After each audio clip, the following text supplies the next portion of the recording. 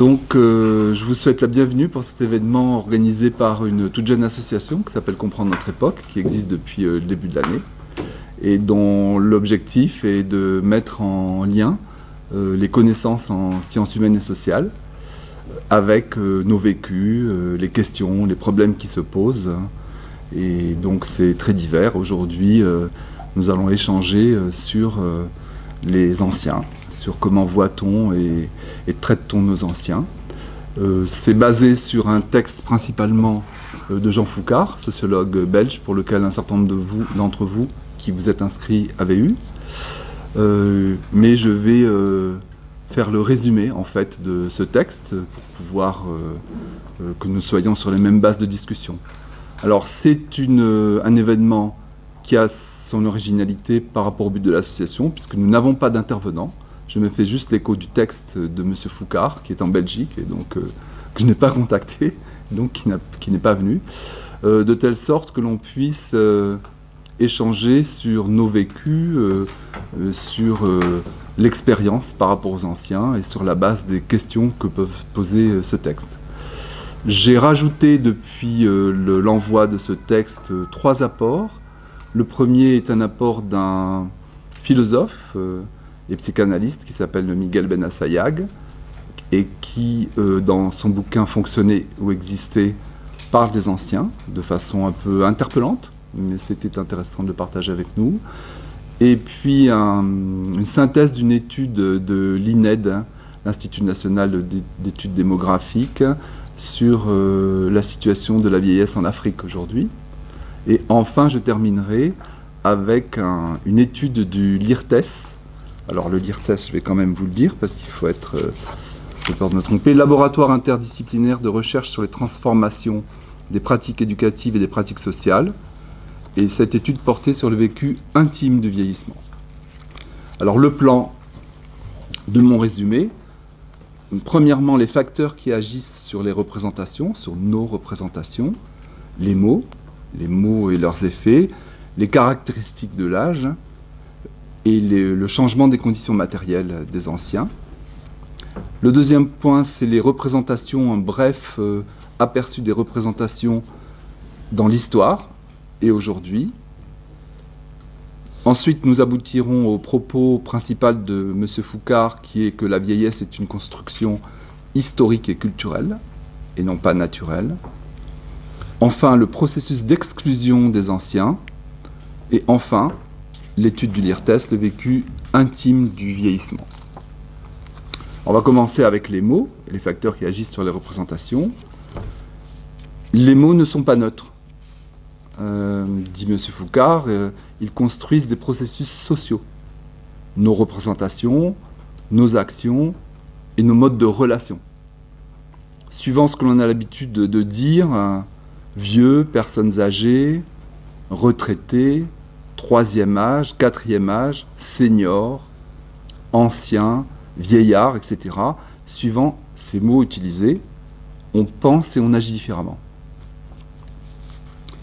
Et quant aux métaphores traditionnelles de la vieillesse comme l'automne de la vie, le couchant, le soir, qui sont remplacées par des images comme le bout du rouleau, la fin du parcours, bien sûr, ça change nos représentations. Miguel Benassayag, je lis sa citation dans son livre Fonctionner ou exister, dit « Que s'est-il passé dans notre société pour que lorsque l'on regarde les gens âgés, on ne voit plus que perte et que l'on pense immanquablement il ne leur reste plus beaucoup de chocolat dans la boîte. » Il continue Miguel Benassayag en nous interpellant « Aujourd'hui, la vieillesse, c'est mal. Donner à voir sa fragilité est transgressif. Le vieux continue à être incorporé tant qu'il consomme, tant qu'il se montre heureux et winner. Que s'est-il passé en Europe pour que nos anciens se soient transformés en vieux? Quelle est cette société qui ne valorise plus la sculpture de la vie, qui est sculpture dans le corps, dans la mémoire corporelle, dans l'expérience, dans les blessures, dans les puissances ?» Je ferme la citation de Miguel Benassayag. Pour revenir au texte de M. Foucard, 3 caractéristiques de l'âge qui agissent pour lui sur les représentations des autres et de soi. Premièrement, la fragilité physique. Par exemple, la condition des anciens était plus mauvaise dans les sociétés qui reposaient sur la loi du plus fort, dans le monde mérovingien. Deuxième caractéristique, la connaissance et l'expérience qu'ont les anciens. Là, le sort est plus favorable dans les civilisations qui sont basées sur l'oral et la coutume. Le rôle entre les générations et la mémoire collective est valorisé. Et enfin, troisième caractéristique, l'altération des traits physiques. En Grèce antique et pendant la Renaissance, sociétés qui avaient le culte de la beauté corporelle ont déprécié la vieillesse.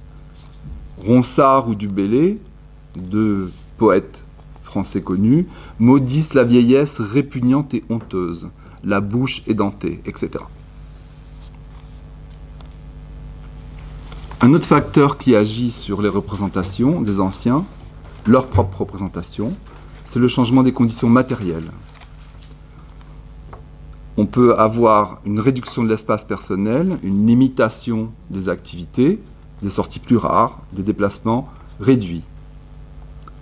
Jean Foucard dresse un portrait de la vie de couple des personnes âgées dans notre société. L'un des conjoints occupe généralement une place dominante.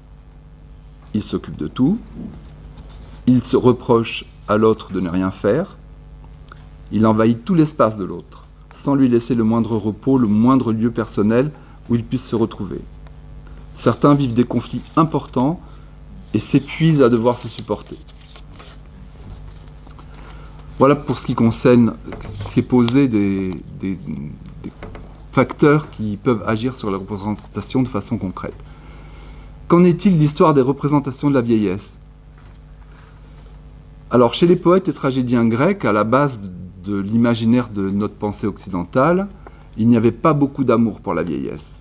Souvent, il y avait des figures pitoyables de vieillards décrépits et souffrants qui étaient décrits.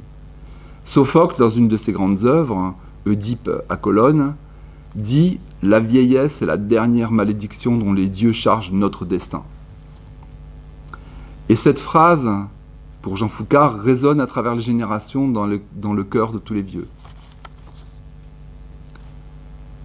À la Renaissance, on tombe à bras raccourcis sur la laideur de la vieillesse. Mais la contradiction, c'est que Michel-Ange a exercé jusqu'à 89 ans, Titien, 99 ans.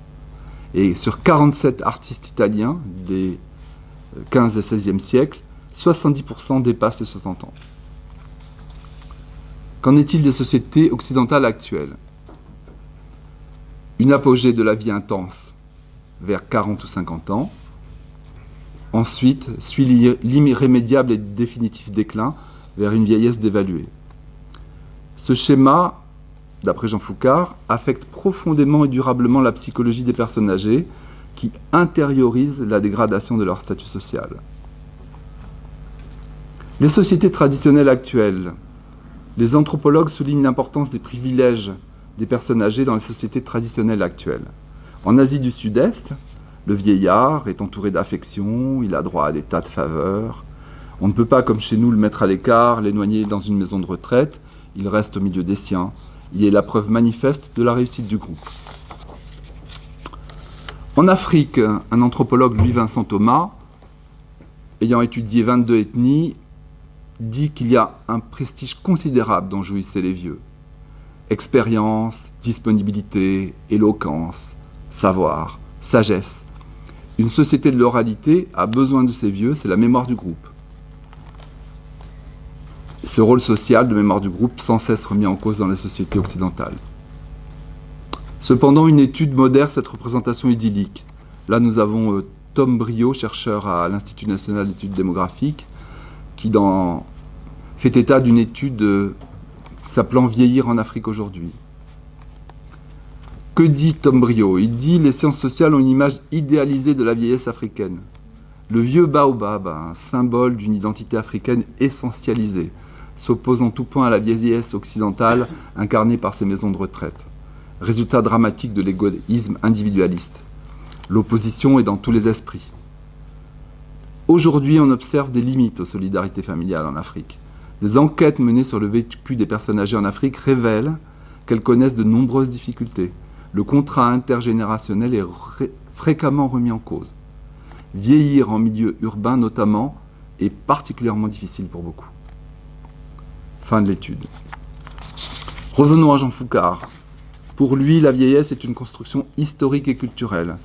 La vieillesse n'est pas une donnée, un fait naturel, mais une construction.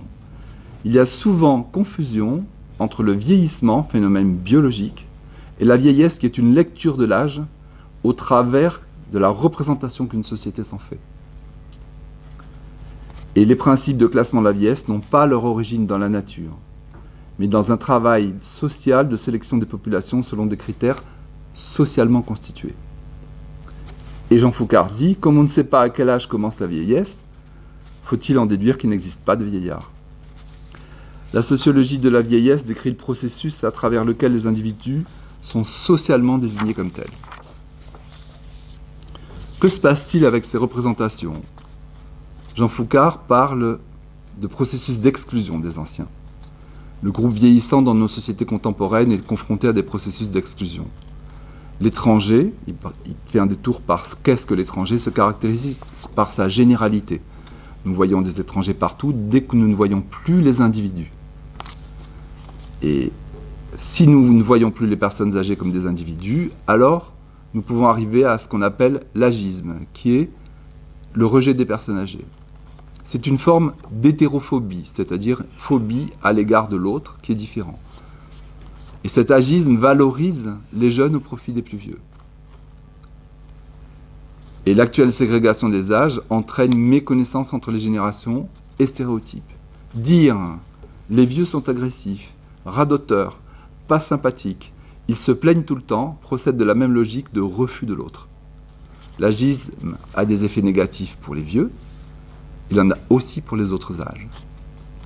Je terminerai avec l'étude du LIRTES sur le vécu intime du vieillissement par Jacqueline Trincaz de l'Université Paris-Est Créteil. Alors, le vécu intime. Vieillir, pour Jacqueline Trincaz, c'est se métamorphoser. Il y a 3 images. L'image que l'on se fait de soi, celle que les autres s'en font, et l'image que les miroirs renvoient.